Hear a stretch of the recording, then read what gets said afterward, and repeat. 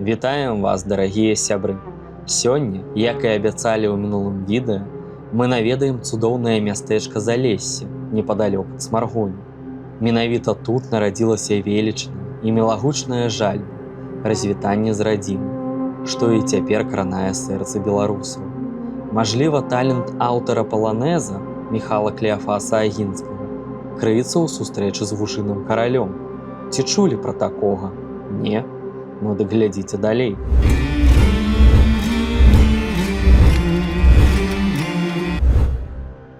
Вужыны кароль, гаспадар панства змей ды яшчар, захавальнік таемных скарбаў ды ўладар чароўных кляйнотаў. Выглядае ён, як велізарны вуж. Скура чорная і бліскучая, як зорнае неба, а на галаве ззяе карона з галля. Самы малы кавалачак гэтае кароны надзяляе ўласніка неймавернымі здольнасцямі. Разумець мову звяроў, птушак, бачыць у цемры, загойваць раны. А ёсць і тыя ўменні, пра якія мы нават не ведаем. Атрымаць гэты кавалачак вельмі складана, але магчыма. Увосень, калі дзень ужо кароткі, але ночы яшчэ не дужа халодныя, вужыны кароль збірае сваіх падданых ды вядзе ў змяіны выры на зімоўку. Якраз у гэты момант можна напаткаць на дзіўнае шэсце. Перад вужыным каралём варта разаслаць вышываны рушнік і пакланіцца яму да зямлі, папрасіўшы падараваць тое, чаго заслугоўвае чалавеча. Вужыны кароль схіліць долу вялізную магутную галаву і, ацэньваючы, зазірне ў вочы. Калі чалавек прыйшоў без падману і хітрасці, то чароўны вуж скіне кавалак кароны на рушнік і знікне разам са сваёю світаю. Як вы лічыце, ці мог Агінскі сустрэць вужынага караля у лесе блізу сваёй сядзібы? Напішыце ў каментарах і глядзіце далей пра месца, якое натхняла творцу. Залессі з'яўляецца часткай вялікіх уладанняў роду Агінскіх.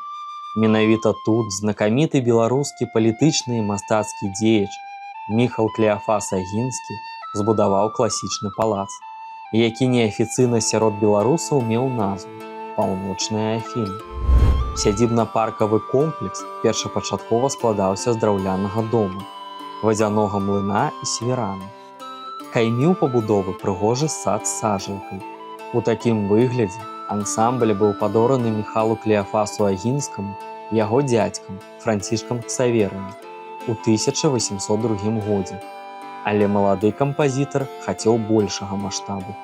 Каменны палац у класічным стылі з аранжарэяй узводзілі 20 гадоў, з 1802 па 1822 год. Побач з палацам заклалі пейзажны парк у англійскім стылі, для якога прывезлі шмат відаў рэдкіх раслін і паўднёвых дрэў. У маляўнічых частках парка былі пабудаваны антычныя храмы і альтанкі. На жаль, цягам гісторыі захаваўся толькі храм Амеліі, які Міхал назваў у гонар дачкі. У 1815 годзе на тэрыторыі сядзібнага комплекса Агінскіх была пабудавана невялікая капліца. Яе асвяцілі ў імя панны Марыі.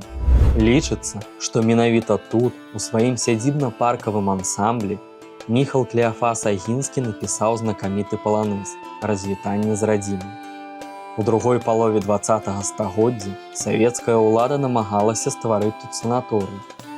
Але праз грашовы недахоп і няўмелае кіраванне сядзібу вырашылі закансерваваць. Адноўлены сядзібны дом урачыста адкрылі ў 2014 годзе, і цяпер вы можаце на ўласныя вочы спраўдзіць, як жыў знакаміты кампазітар. Ці спадабалася вам гэтае відэо? Падпісвайцеся на наш канал, каб не прапусціць новае падарожжа па цудоўнай Беларусі. Да новых сустрэч!